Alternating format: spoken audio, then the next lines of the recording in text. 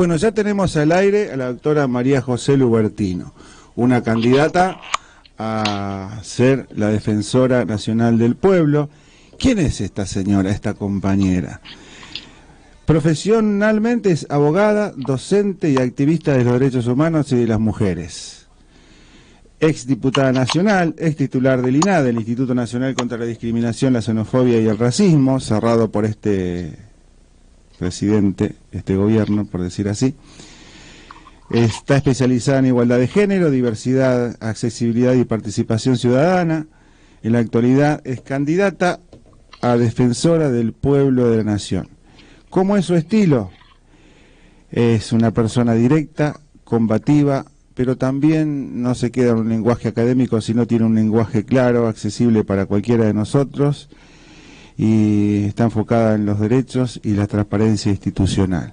Por eso, bienvenida, doctora María José Lubertino, a Prohibido Olvidar. Bueno, muchísimas gracias por tu invitación y por tu presentación. No, un placer. Vamos a hablar un poquito sobre esta candidatura. Nosotros desde esta radio, desde Hijos Regional La Matanza y de la Multisectorial Federal, estuvimos analizando los más de 70 currículum que están disponibles en la página del Senado. Pero como decía al principio, evaluamos no solo el currículum hay currículos espectaculares, como en tu caso, sino también la trayectoria. Es importante, la trayectoria y el compromiso, especialmente en nuestro caso, con los derechos humanos, con los derechos ambientales, con las mujeres, con las diversidades. ¿Qué te motivó, María José, a presentarte como defensora? Bueno, en primer lugar, decir que estamos muy contentos que después de 16 años de incumplir la Constitución por parte del Congreso se haya convocado finalmente a la Comisión Bicameral y se haya iniciado este proceso para designar defensora o defensor del pueblo de la nación con 2 adjuntos. Recordemos que este es un órgano no solo de defensa de derechos humanos reconocido por Naciones Unidas y que tiene que defender los derechos del pueblo en todas sus formas y sobre todo los intereses colectivos, como es el derecho al ambiente, la no discriminación, los derechos de usuarios y consumidores, sino que también tiene que velar por la transparencia en el Estado, en las políticas públicas. Luchar contra la corrupción es uno de sus temas. Entonces, nosotros, desde la organización no gubernamental donde yo estoy, la Asociación Ciudadana por los Derechos Humanos, desde el año 2002, pero antes desde otras instituciones, venimos trabajando justamente por toda esta gama de temas. En lo personal, yo ya había estado postulada para Defensora del Pueblo hace 10 años atrás, cuando se abrió también la expectativa de que se llegara alguna designación y finalmente no se concretó. Porque se requieren 2/3 de ambas cámaras. Entonces, yo vuelvo a apostar a la democracia y a la confianza de que no se designe este espacio como un coto de caza, digamos, del Estado, donde, alguien llega para que nada cambie, sino que verdaderamente con un consenso se pueda trabajar como una política de Estado, ¿no? La defensa de los derechos humanos, la lucha contra la corrupción, la defensa del ambiente, la defensa de los derechos de usuarios y consumidores. Lo que sucede es que yo soy todos los días una defensora del pueblo desde hace 40 años. En la cátedra, en los juicios que llevo adelante, hemos venido llevando adelante como ad honorem la causa Mendoza de la cuenca Matanza-Riachuelo, que vos sabés muy bien porque sos de Matanza, que la Corte ahora la cerró y nosotros como ex cuerpo colegiado presentamos la queja ante la Comisión Interamericana de Derechos Humanos, pero digo, hemos trabajado como feministas en todas las luchas contra la violencia hacia las mujeres, promoviendo la ley de derecho al aborto, la ley de matrimonio igualitario, la ley de identidad de género, y como ahora también es un tiempo de retroceso de muchos derechos, de recortes, ayer llegaba a nuestra información a la campaña nacional por el derecho al aborto que llegó un protocolo a los efectores de salud que pretende recortar la aplicación de la ley vigente, que es absolutamente inconstitucional, pero digo, es lo mismo que pasa con las personas con discapacidad o los adultos mayores. No se trata simplemente de que haya una ley vigente, sino de que los presupuestos estén para defender a los adultos mayores, a las personas con discapacidad, al acceso a la salud, a la educación. Entonces, bueno, estamos en un tiempo difícil donde yo espero que el Congreso de la Nación actúe con mucho aplomo, logrando los 2/3 para poder poner en funciones a un defensor o defensora del pueblo de la Nación, consciente, en mi caso, de que va a desempeñar esa función no por una tómbola partidaria, sino en ejercicio de los mandatos constitucionales, acordando de manera democrática con las diferentes visiones que se pueden tener, pero siempre con un respeto de la Constitución y de la ley, que es lo que ahora hace falta, ¿no? Para combatir los males de la democracia hace falta profundizar la democracia y más democracia, y por eso creo que es importante que, en primer lugar, se vuelva a visibilizar que existe este organismo y que el organismo recupere la confianza pública y ciudadana de algo que estuvo en la Constitución desde 1994, pero que hace 16 años es un órgano desaparecido. Y en segundo lugar, yo creo que es muy importante que logremos que funcione con una democracia participativa, porque no es lo mismo el concepto del defensor del pueblo de 1994 que hoy en el 2026, ¿no? 2025, porque en aquella época era como la idea de una persona un superhombre que nos viene a ayudar. Ahora yo creo que es tiempo de que sea la Defensoría del Pueblo una herramienta de los movimientos sociales, de las organizaciones, y en ese sentido yo tengo experiencia en haber podido acompañar esta experiencia de participación ciudadana desde un ámbito, una función como lo hicimos en el INADI, ¿no? En su momento. Mira, viste, de un cuestionario casi respondiste la mayoría de las preguntas, pero hay una que es, ¿cómo pensás acercar la Defensoría a la gente común, especialmente a aquellos que no saben cómo pueden recurrir a una Defensoría? Bueno, en primer lugar, yo creo que hay que federalizar la Defensoría. La Defensoría está solo en Buenos Aires y tiene 5 delegaciones. La verdad que la Defensoría tiene que poder tener canales de presencia en las 24 provincias, más allá de que hay defensorías del pueblo provinciales y municipales, cada uno en la órbita de su competencia y trabajando mancomunadamente, porque muchas veces hay cuestiones de privación de derechos o de conflictos que son concurrentes y que tiene responsabilidad el municipio, la provincia y la nación. Pero hay temas que son claramente federales, ¿no? Entonces me parece que hay que poner en práctica una cosa que se llama federalismo de concertación. Quiere decir que no nos metemos y no infringimos la autonomía de las provincias, pero sí que tenemos un diálogo fluido y una red.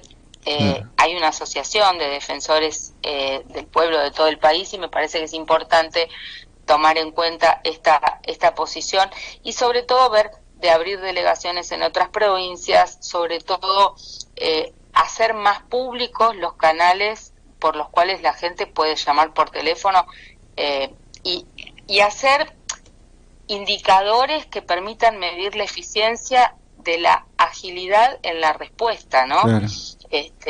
Hoy lo que pasa es que no tiene cabeza la institución, el Poder Judicial le ha cuestionado que se presenten en juicios. Entonces, nosotros, cuando yo asumí el INADI en su momento, rápidamente hicimos una campaña para que la gente identificara que el INADI estaba con vos, y yo creo que hay que hacer algo parecido en relación a la Defensoría del Pueblo, para que sepan que existe, que hoy no existe.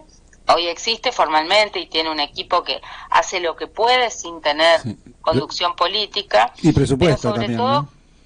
creo que tienen que tener una voz potente y confiable para tener de vuelta una espalda política de dirección, ¿no? Porque hay muchos temas que reclaman nuestra presencia, como los tarifazos, las privatizaciones, hay temas graves como temas de trata, que me parece que se pueden acompañar los procesos que está llevando las organizaciones de la sociedad civil, los movimientos sociales en soledad y poder apoyar y tomar las cartas en el asunto, presentando litigios estratégicos, atendiendo a la gente, dando respuesta. Pero esto también requiere de un acompañamiento del Congreso, porque hoy les han quitado oficinas, hay mucho personal que se ha ido. O sea, si el Congreso acompaña no solo la designación de una persona, sino si tiene en cuenta el presupuesto que va a acompañar esa nueva gestión. Y no, estamos haciendo lo que podemos como lo hacemos en una ONG, ¿no? Claro, sí, como militantes nada más. Otra preguntita, ¿qué lugar le darías de ser elegida a los jóvenes y a las nuevas tecnologías en la promoción de los derechos? Bueno, en primer lugar, yo creo que es fundamental replantearse toda la estrategia comunicacional, porque imagínate que en 1994 vos tenías una página web, hoy nadie entra en una página web si vos no estás en las redes sociales, me parece fundamental. Y en segundo lugar, sin duda es importante convocar a los jóvenes, porque hay muchísimos jóvenes que trabajan desinteresadamente en muchas organizaciones, en muchos lugares, en muchos espacios, y me parece fundamental. De la misma manera que vamos a convocar a foros de la sociedad civil por cada eje temático, escuchar no solamente de los jóvenes, sino de los adolescentes también, y de los niños y niñas que tienen su propia defensoría, pero también queremos escuchar sus voces, sus opiniones, ¿no?, sobre estos temas. Sí, un caso emblemático aquí en La Matanza, cuando fue la pandemia, los jóvenes se pusieron al hombro todo lo que era visitar, repartir los alimentos, visitar a los geriátricos, a los abuelos. Mucho trabajo hicieron los jóvenes. Para concluir, María Rosa, ¿qué en una frase, si tuvieras que resumir tu propuesta, cuál sería? ¿Qué le dejamos a los oyentes? Les dejamos a los oyentes que, en primer lugar, voy a visibilizar este organismo, tratar de que recupere la confianza ciudadana, hacer de la Defensoría del Pueblo una defensoría del pueblo, para el pueblo y con el pueblo. Nosotros vamos a llevar adelante una gestión de democracia participativa y una gestión colectiva. No soy una supermujer, no voy a poder resolver las cosas de un día para el otro, pero sí podemos ser una palanca, una herramienta, un instrumento de las diferentes fuerzas sociales que hoy están tratando de hacer cambios que tienen que ver con el respeto de los derechos humanos, con la no discriminación, con el respeto de los derechos de usuarios y consumidores, con el respeto del ambiente. Vos pensás que yo soy parte de todos los comisiones de usuarios y soy parte, nuestra organización, la Asociación Ciudadana por los Derechos Humanos, es una de las organizaciones que lleva adelante un trabajo muy intenso en la Comisión de Usuarios del ENRE, del ENARGAR, del ERAS, de la Sindicatura de Usuarios de los medios de transporte. Entonces, por un lado eso, y por otro lado todos los temas ambientales que venimos batallando desde la Red de Defensoras del Ambiente y del Buen Vivir, que venimos en articulación con todas las ONGs ecologistas en el observatorio del Acuerdo de Escazú. Bueno, ni que hablar el movimiento de mujeres, donde obviamente las mayores articulaciones se dan en los encuentros plurinacionales de mujeres, pero con Ni Una Menos, con la campaña por el derecho al aborto, venimos sosteniendo, con la cocina de cuidados, sosteniendo una agenda también a favor de la igualdad y de la igualdad de los grupos más vulnerabilizados, ¿no?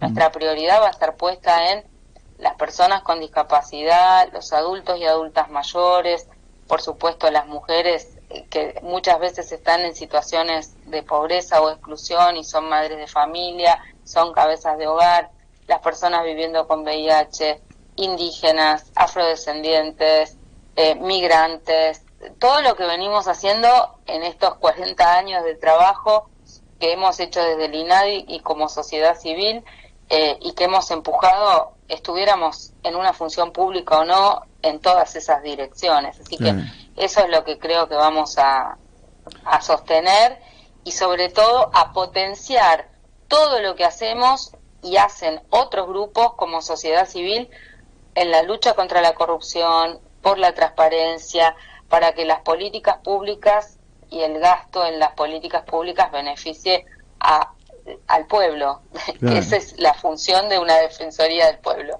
Me gustó lo que dijiste recién, que no sos una superhéroe y así como nadie se salva solo, nadie puede hacer las cosas para todos solo.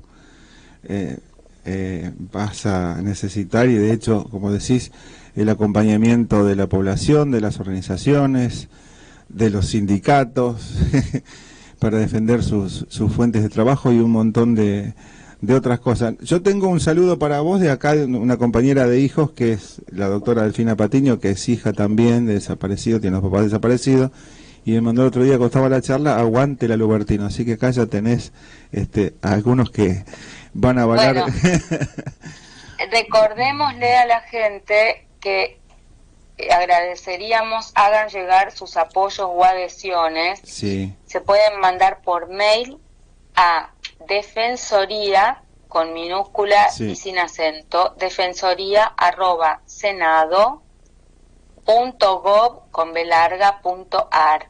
Muy bien. Los apoyos pueden llegar ahí hasta el día 19. Hasta el domingo se pueden mandar cartas de adhesión y apoyo, por supuesto poniendo el DNI, por supuesto diciendo qué son, de qué provincia son, de qué localidad son y por qué creen que me pueden apoyar o por qué adhieren a la postulación de María José Lubertino.